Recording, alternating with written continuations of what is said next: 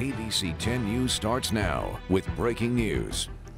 That breaking news is out of Carlsbad, where one person has been taken to the hospital after a car careened down an embankment and landed in the ocean. Good evening. I'm Kimberly Hunt. And I'm Steve Atkinson. Our ABC 10 News anchor Derek Stahl is monitoring this scene from the Live Center tonight. Derek. Well, Carlsbad police say this was a one-car crash, and it was an unusual one at that. Take a look at this video. You can see the car on its side in the water. The front part of the vehicle basically snapped off after the impact. This all happened around 5:10 p.m. The SUV crashed through a guardrail near Palomar Airport Road and Carlsbad Boulevard. It then traveled several yards across and down an embankment and then into the ocean below. Firefighters and lifeguards had to strap the victim onto a stretcher and hoist that person up the cliff. They eventually got them into a waiting ambulance. Now, from Sky 10, we could see that the victim is a man, but we don't know yet how serious his injuries are. In the Live Center, Derek Stahl, ABC 10 News. Thank you, Derek. And more breaking news. The family of George Floyd celebrating the guilty verdicts today against Derek Chauvin. And now we are seeing rallies across the country, including here in San Diego. ABC 10 News reporter Anthony Pura is live with the details. Anthony?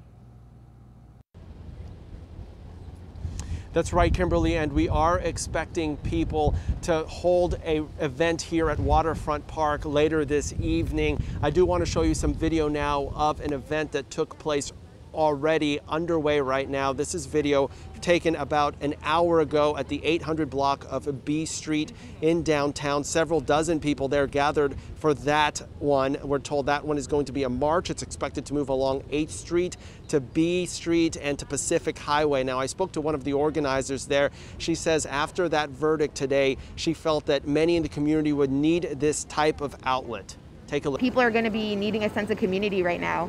It's draining, it's exhausting, this whole thing, this fight for justice and fight for equality is really taxing. And so we feel that this evening people in San Diego are going to need community, and so that's why we decided to kind of throw it together.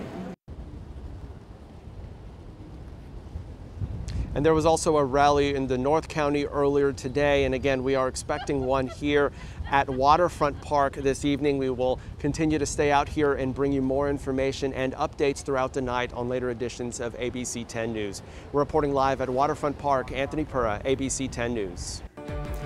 Now, across the country, we have seen demonstrations in New York, Atlanta, Oakland, and of course, in Minnesota, where this all unfolded. Tonight, let's take a look at the scene. Protesters have been gathering at George Floyd Square in Minneapolis, the spot where Floyd died. We've seen a lot of people chanting guilty throughout the evening. So far, it's been a scene of peaceful celebration, although there are lots of National Guard troops standing by just in case. Here in San Diego, Mayor Todd Gloria called Derek Chauvin's actions a disservice to the police officers who nobly serve. And this afternoon, the mayor took the unusual step of actually going on the police radio system to speak directly to his officers. So I want you to hear from me today. I know who you are. You are people who help complete strangers on the worst day in their life. You are people who believe in collaboration and community. You're people who put your lives on the line every single day to protect this city. I and the people of San Diego are grateful for your dedication and your service. With today's decision made, it is now time for all of us to come together to heal and to move forward. And Governor Newsom also weighed in on the verdict, saying that we must continue to work to root out racial injustice. In the Live Center, Derek Stahl, 10 News. Stay on top of the response to the Chauvin verdict by downloading the 10 News app. A free version is available in the App Store. A Pacific Beach Thai restaurant has been the victim of repeated attacks of vandalism. Our ABC 10 News reporter Rena Nakano spoke to the owner, who believes they are the target of an anti-Asian hate crime. Take a look at the bottom right of your screen. On October 6, 2020, surveillance video captured someone in this dark-colored sedan throw a bottle at diners eating at the patio of Hot or Not Thai Cuisine in Pacific Beach. Co-owner Jared Guinap immediately reported it to San Diego police. I didn't think anything of it. I thought maybe the car knew, maybe the people that were sitting outside. I had no clue. Then Guinap saw this post on the police department's Instagram account, asking the public to be on the lookout for this car. In February, a driver threw a bottle at another Thai restaurant in PB while yelling racial slurs at 2 black guests. Guinap couldn't help but notice the parallels. Similar incident, similar make and model of vehicle. He was hoping things would die down, but on April 6th, another incident at his restaurant. This time, the driver threw eggs toward 15 diners in the patio. Guinap was convinced this wasn't a coincidence anymore, that they'd become a target of what he believed was a series of hate crimes against Asian establishments. Employees here are very frustrated, concerned, and scared. Last Friday, he met with City Council President Jennifer Campbell, as well as the AAPI liaison of the police department, to share his concerns. Campbell's office sent ABC 10 News a statement that reads in part, "It was clear this was more than just a random incident. Anyone who has been targeted because of who they are or where they work, hate and violence will not be tolerated in our city.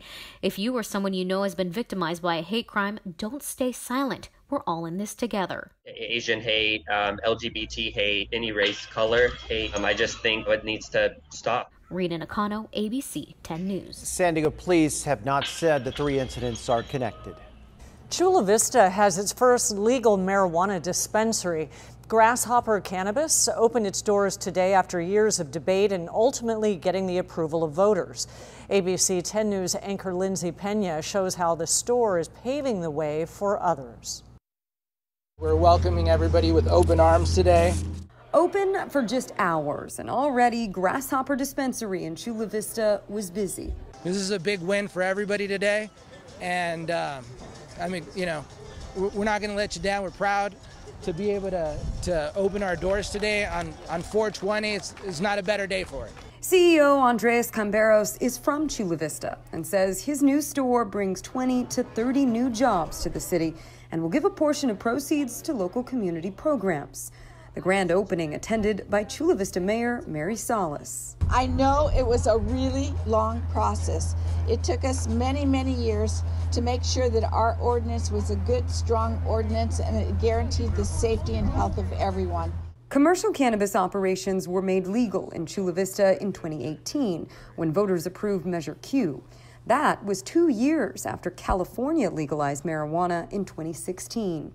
But Measure Q does set a limit of only 12 cannabis retail operations within Chula Vista, with each council district only allowed to have a maximum of 3 locations. Here we are 2 years later, extremely excited to be here and extremely excited to welcome you.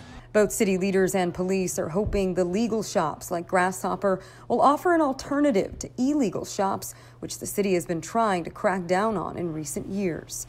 Last year alone, dozens of illegal dispensaries were raided and shut down. Camberos says his operation is a safe place for cannabis users to get their products. We have something for the recreational user, the medical user, for the heavy user. Lindsay Pena, ABC 10 News. Grasshopper Dispensary is located in the industrial area on Trousdale Drive in Chula Vista. Checking in now on coronavirus, the county reported 256 new cases today. While our test positivity rate had ticked up just a bit to 3%, there were once again no new reported deaths, so our total stays at just under 3,700. A popular beach in Solana Beach is closed for the next 5 weeks. Our ABC 10 News reporter Rachel Bianco looks at the first of its kind work being done at Fletcher Cove. Kim Kelly has been running the beaches in Del Mar and Solana Beach for 20 years. She's always mindful of the fragile bluffs. I really only run the beach on low tide. Of course, I'm down there on my, just enjoying the day. I'll stay away from the cliffs for sure. Preserving the beaches and protecting the bluffs is the goal of a major sand replenishment project just launched at Fletcher Cove. Instead of armoring with walls, to armor, so to say, with extra sand that would prevent the ocean from eroding the cliffs so much that it aids in the continual erosion and collapse of some of those bluffs. It's the city's first sand compatibility opportunistic use program project, meaning that sand from a nearby development is used at no cost to taxpayers. 25,000 cubic yards of sand will be delivered during 3,000 dump truck trips. The sand is coming from a construction project a few blocks away on South Sierra. Either they take it to the dump or to another project of theirs, or if it's quality sand, they can put it on our beaches. The beach at Fletcher Cove and parking lot will be closed weekdays until 5 p.m. We love our beaches, but it's a weekday closure. So we get the weekends, and we're lucky to live where we do, so that's my theory. The project is expected to take 7 weeks, with the beach opening in time for Memorial Day. In Solana Beach, Rachel Bianco, ABC 10 News.